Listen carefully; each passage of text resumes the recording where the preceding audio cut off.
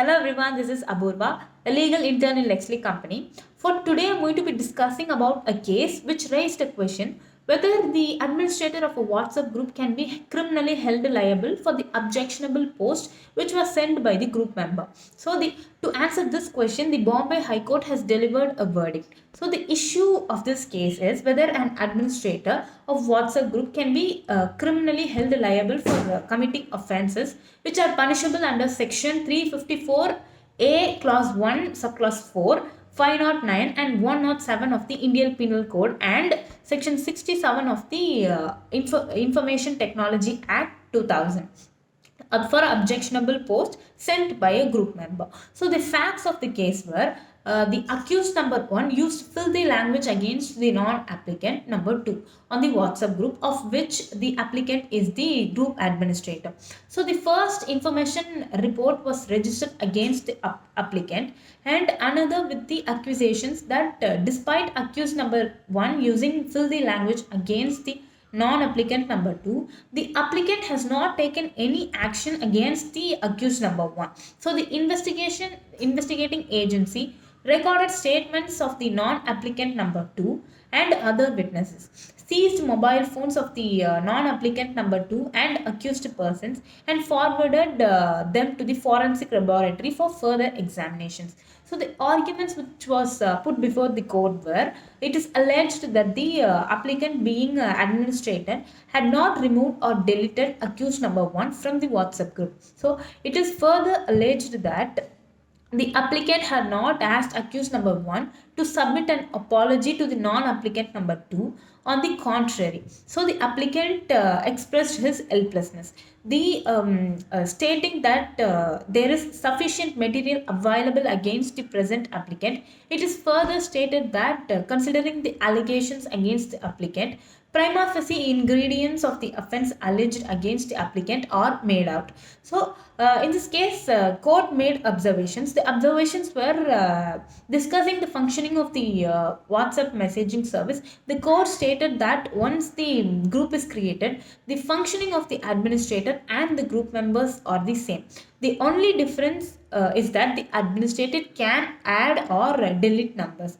The administrator does not have the power to regulate, moderate, or censor the content before it is posted on the group.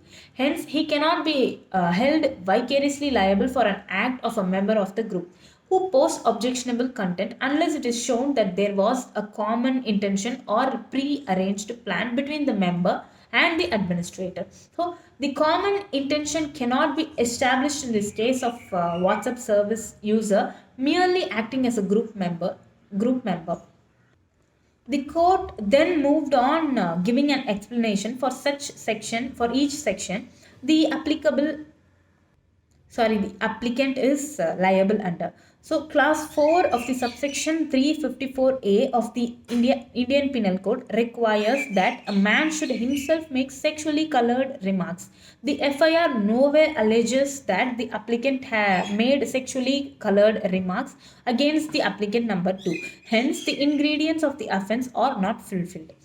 The next offence alleged against the applicant is under section 107 of the IPC. As the applicant had not instigated or intentionally aided by this act or illegal omission to the accused number 1 to make sexually colored remarks against the non-applicant. So the essential ingredients of section 107 is not fulfilled. So as far as section 509 of the IPC is considered, it is necessary to show that the modesty of a particular woman has been insulted by a spoken word, gesture or a physical act. This offence cannot be made out against the applicant as it is the accused number 1 who had used filthy language. Moving on to section 67 of the Information Technology Act, a person must publish or transmit an obscene material in electronic form.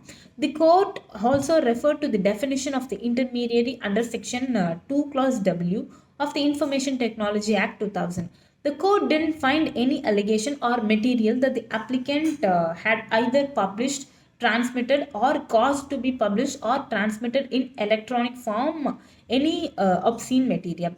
Lastly, the court referred to the case of state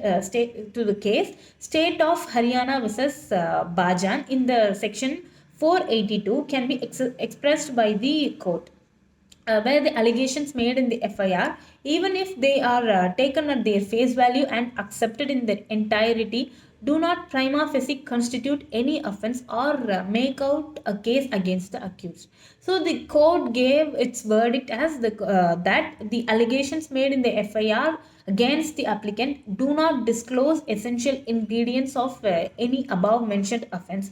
Thus, the FIR and further proceedings against the applicant are quashed and set aside. So that's it for today. If you like my video, please like my video and subscribe to the LexClick channel. You'll be updated with the new videos and new presentations. Thank you.